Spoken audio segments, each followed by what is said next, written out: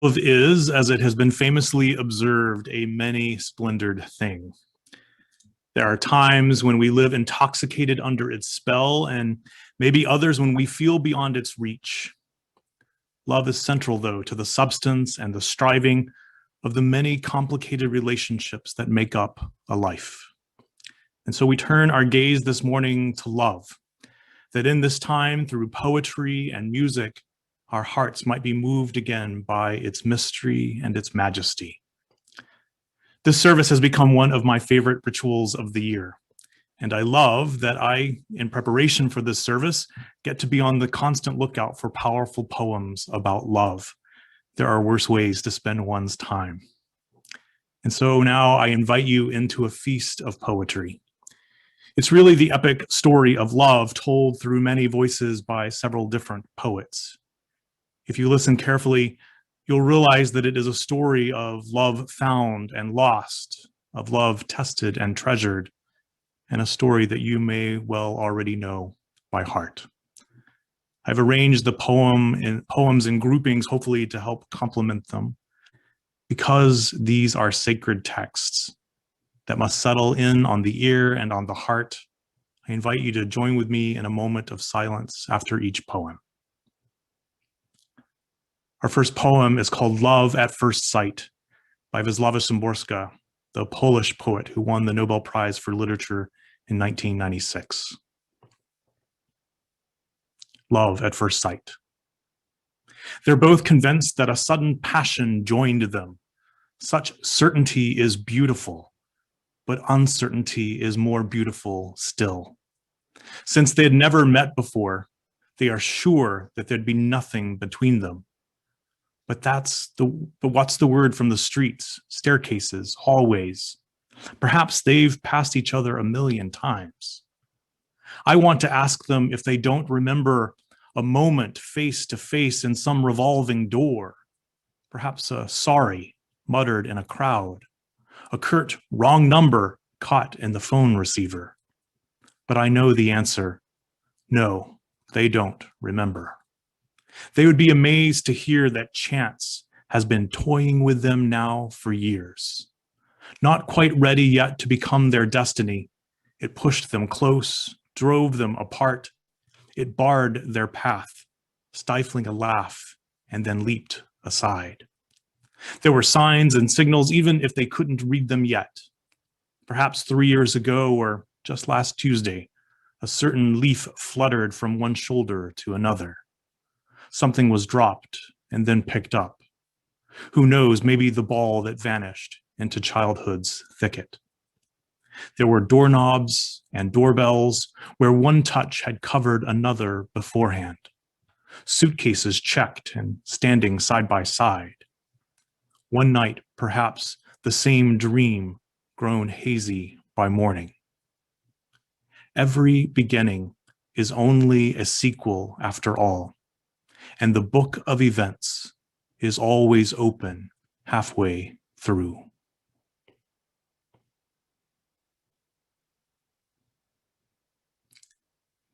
The next poem is by Tom Ward.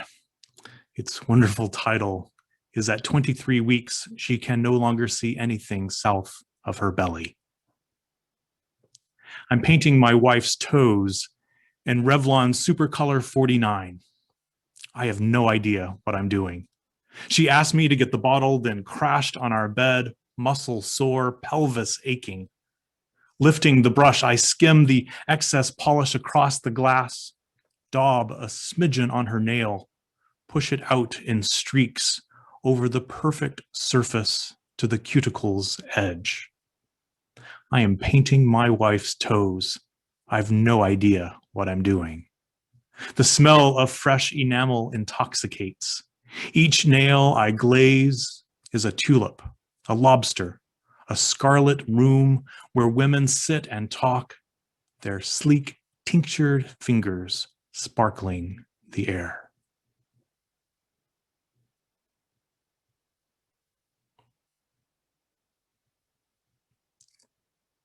The Longlyweds Know by Leah Furness.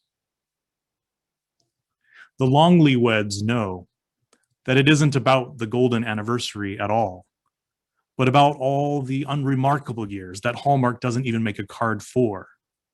It's about the second anniversary when they were surprised to find they cared for each other more than last year.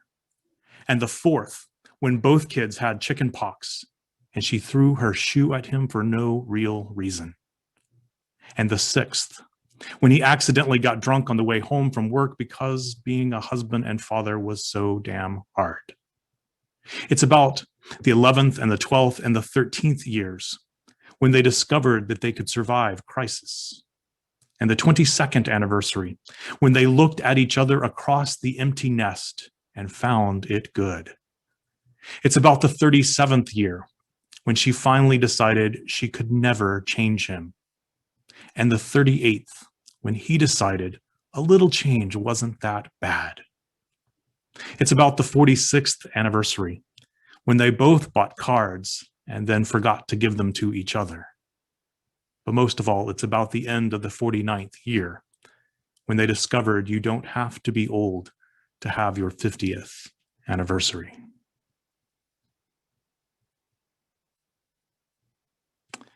Our next poem is called Sentimental Moment, or Why Did the Baguette Cross the Road by Robert Herschen.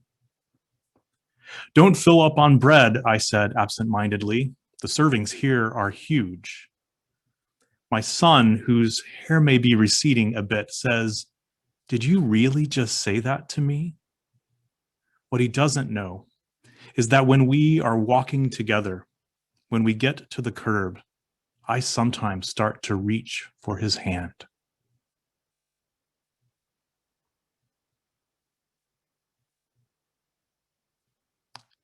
Spelling Bee by Faith Sheeran.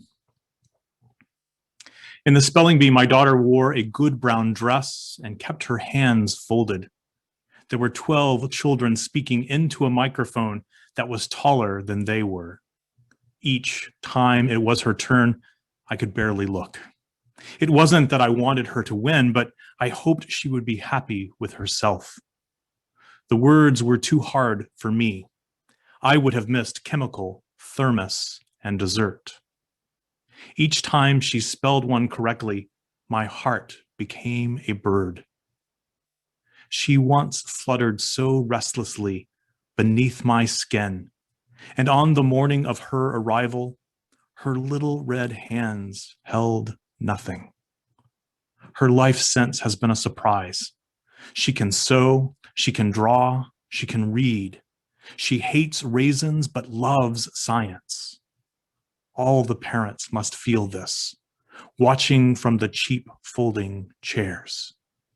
Somewhere inside them, love took shape, and now it stands at the microphone, spelling.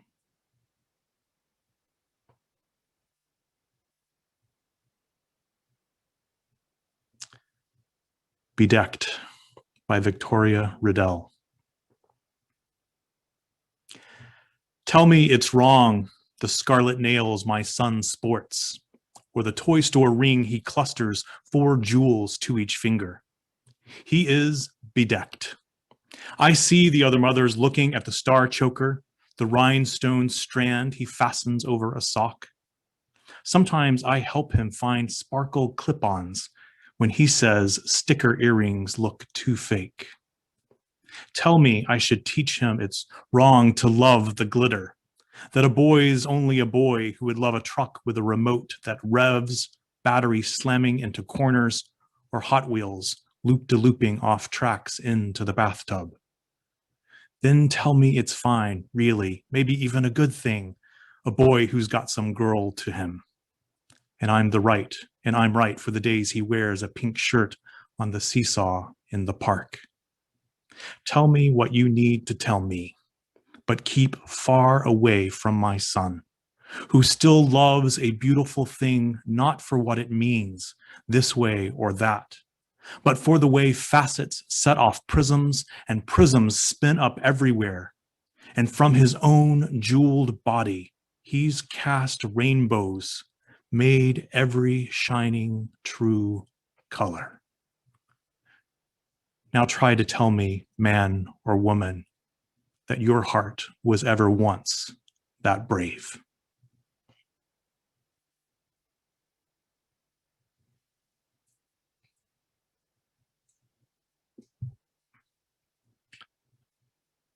From the Chilean poet Pablo Neruda, If You Forget Me. I want you to know one thing. You know how this is. If I look at the crystal moon, at the red branch of the slow autumn at my window, if I touch near the fire the impalpable ash or the wrinkled body of the log, everything carries me to you, as if everything that exists, aromas, light, metals, were little boats that sail toward those isles of yours that wait for me.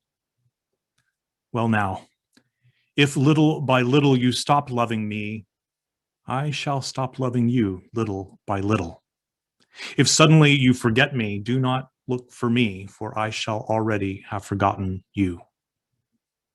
If you think it long and mad, the wind banners that passes through my life, and you decide to leave me at the shore of the heart where I have roots, remember that on that day, at that hour, I shall lift my arms and my roots will set off to seek another land.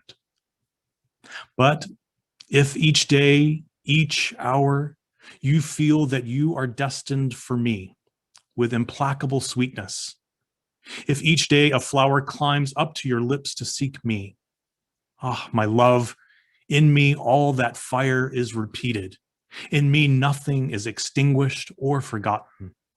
My love feeds on your love, beloved, and as long as you live, it will be in your arms without leaving mine.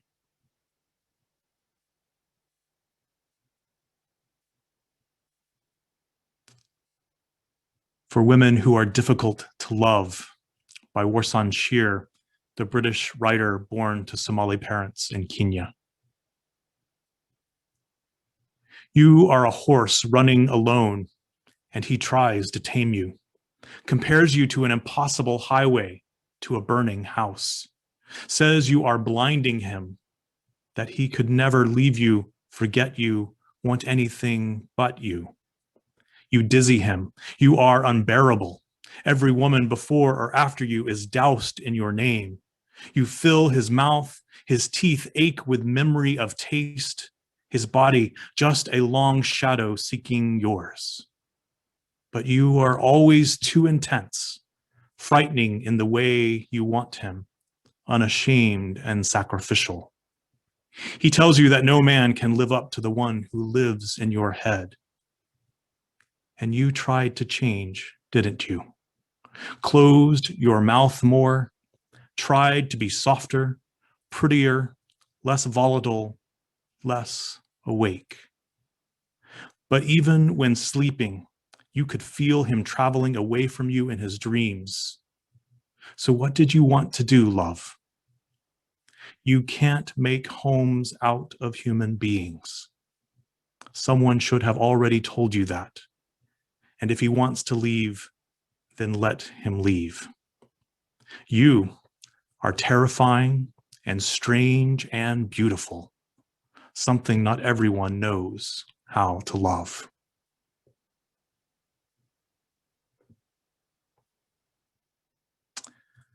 Our next poem is called The Ballad of True Regret by Sebastian Barker. Barker was a British writer who abandoned his work on a PhD in physiology to become a poet. He shared this poem, his last, with his loved ones 2 days before he died. Never to look on the clouds again, never the flowers nor seas, never to look on the sparkling rain, nor Easter in the trees. Never to tread on the forest floor, mottled with pools of light. Never to open the kitchen door, to walk in the starry night. Where will I be when you are here, so full of life, so full of cheer? And I am in no place we know, where I and all the living go. What of the sound of the distant bells announcing a man and wife? What of the children collecting shells on the beach at the start of life? What of Gloucestershire burning blue as far as the eye can see? What of the table set for two with a candle burning free? Never to look in those smiling eyes where my sweetheart is to be found. Never to look on the morning skies with the dew of the night on the ground.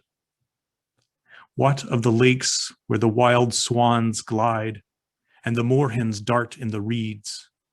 What of the woods where the goslings hide and the rabbits are nibbling seeds? Never to watch how the wild wind blows, nor the rainbow takes to the sky. Never to see how a daughter grows, nor a son to a parent's eye. Never the honeyed yogurt spooned by the jocular dawn. Never the finished work of art with the artist looking on. Gone are the moments like snowflakes into a hand. Gone are the blissful, intimate sense of love in a vanished land.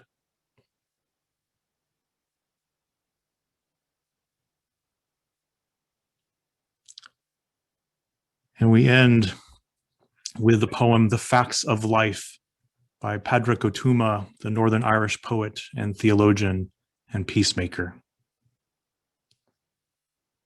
The facts of life: that you were born and you will die, that you will sometimes love enough and sometimes not, that you will lie, if only to yourself, that you will get tired, that you will learn most from the situations you did not choose, that there will be some things that move you more than you can say, that you will live, that you must be loved, that you will avoid questions most urgently in need of your attention, that you began as the fusion of a sperm and an egg of two people who once were strangers and may well still be, that life isn't fair, that life is sometimes good and sometimes better than good, that life is often not so good, that life is real, and if you can survive it, well, survive it well, with love and art and meaning given where meaning is scarce, that you will learn to live with regret, that you will learn to live with respect, that the structures that constrict you may not be permanently constraining, that you will probably be okay, that you must accept change before you die, but you will die anyway.